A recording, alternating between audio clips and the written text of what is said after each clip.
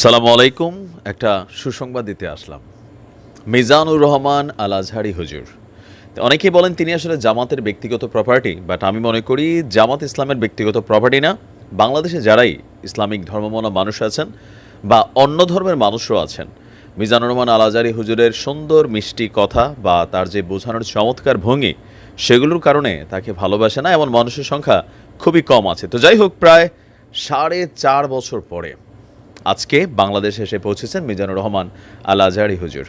আর এটা তিনি তার যে অফিসিয়াল ভেরিফাইড ফেসবুক পেজ আছেন সেখান থেকেই তিনি কিন্তু এটা জানিয়েছেন। আপনাদের খেয়াল থাকার কথা যে সরকার পতনের পরপরই তিনি ফেসবুকে বলেছিলেন, খুব শীঘ্রই আমি বাংলাদেশে ফিরছি, বাংলাদেশের মানুষের সাথে দেখা করার জন্য আমার মন মুখিয়ে আছে। আজ থেকে 4.5 বছর আগে ঠিক বেশ কয়েকটা ওয়াজ তার শিডিউল করা ছিল। হঠাৎ করে আমরা দেখলাম যে মিজানুর রহমান আল আজহারি হুজুর তিনি মালয়েশিয়া চলে গেলেন। খেয়াল থাকার কথা, তখন আমি বেশ কয়েকটা ভিডিও বানিয়েছিলাম। আর যাওয়ার আগে বাংলাদেশে বেশ কিছু প্রেক্ষাপট তখন তৈরি হয়েছিল। দুই ধরনের প্রেক্ষাপট ছিল। একটা ছিল সরকারের একটা বাটে পড়ে গেছিলেন তিনি, কারণ তার অনুষ্ঠানে এত পরিমাণ লক্ষ লক্ষ মানুষের উপস্থিতি ছিল। আর মরহুম মাওলানা দেলাওয়ার হোসেন সাইদি সম্পর্কে তিনার একটা বক্তব্যকে কেন্দ্র করেই বেসিক্যালি তৎকালীন সময় তিনি জামাতের একজন নেতা বা সামহাও জামাতকে প্রমোট করছেন অথবা একত্রিত করছেন, এই বিষয়গুলো নিয়ে সরকারের বিভিন্ন গোয়েন্দা সংস্থা বা আওয়ামী লীগ সরকারের বাটে পড়ে গিয়েছিলেন।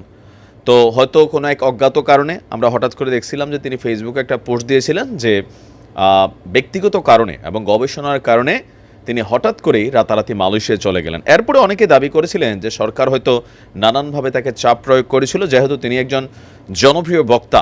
তো সেই ক্ষেত্রে হয়তো আইনি কোনো পদক্ষেপ সরকার নেয়নি, বাট তাকে হয়তো ভয় ভীতি দেখানো হয়েছিল। যদিও এই বিষয়ে তিনি সরাসরি কখনোই কোনো রকম বক্তব্য দেননি। তিনি ব্যক্তিগত কারণ দেখিয়ে বিষয়টাকে কী বলা হয় যে আমাদের সামনে উপস্থাপন করেছিলেন। আরেকটা বিষয় ছিল, আমি জানি না যে এই বিষয়টার সমাধান কি হবে। আজহারি হুজুর থাকার সময় আপনি যদি দেখেন যে বাংলাদেশের নামি দামি যত বড় বড় মাওলানা আছে, হাতে গোনা 5% স্যার, আমি নাম বললাম না, নাম বললে অনেকে আবার তাদের পক্ষের লোকও আছেন এখানে, আজহারি হুজুরের বিপক্ষে অবস্থান নিয়েছিল। কারণ আজহারি হুজুর ডক্টর জাকির নায়েক ইস্যুতে তিনি পজিটিভ বক্তব্য দেন, আর জাকির নায়েকরাও ভালোবাসে না এমন মানুষের সংখ্যা এই মুহূর্তে কমই আছেন। তো তৎকালীন হুজুররা আজহারিটা লাঠিতে পিটিয়ে দেশ থেকে বের করতে হবে, আজহারি হুজুরের কল্লা ফালায় দিতে হবে, আজহারি হুজুর বাংলাদেশে কী বলে যে ওয়াজ করার সুযোগ নেই, নানান ধরনের তার বিভিন্ন বক্তব্যকে কেন্দ্র করে হুজুররা যেই পরিমাণ দলাদলি কোন্দলে লিপ্ত হয়েছিল, সেগুলোও কিন্তু একটা ইফেক্ট তৎকালীন প্রেক্ষাপটে ছিল। এখন আওয়ামী লীগ সরকারের যে ইফেক্ট ছিল সেটা তো কেটে গেছে, তবে ইদানিং সময় আমরা বাংলাদেশে এটা দেখছি, হুজুরদের মধ্যে বেশ কয়েকটা গ্রুপ আবারও সক্রিয় হয়েছেন। এক গ্রুপ মাজার ভাঙতেছেন, আরেক গ্রুপ ওই ধরনের বক্তব্য দিচ্ছেন, আরেক গ্রুপ এই ধরনের বক্তব্য দিচ্ছেন, এগুলো কিন্তু শুরু হয়ে গেছে। তো মিজানুর রহমান আল আজহারি এই মুহূর্তে এসে আমি জানি না যে তিনি আবার হুজুরদের বাটে পড়েন কিনা, তবে আমরা আশা করব, আমরা আমাদের বাংলাদেশের আলেমদেরকে সবাইকে ভালোবাসি, যারা দিনের কথা বলেন, যারা ধর্ম নিয়ে ব্যবসা করেন না, প্রত্যেককে আমরা শ্রদ্ধার চোখে দেখি।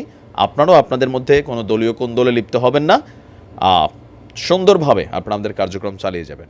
তো আজহারি হুজুরকে ওয়েলকাম, ভালো থাকুন।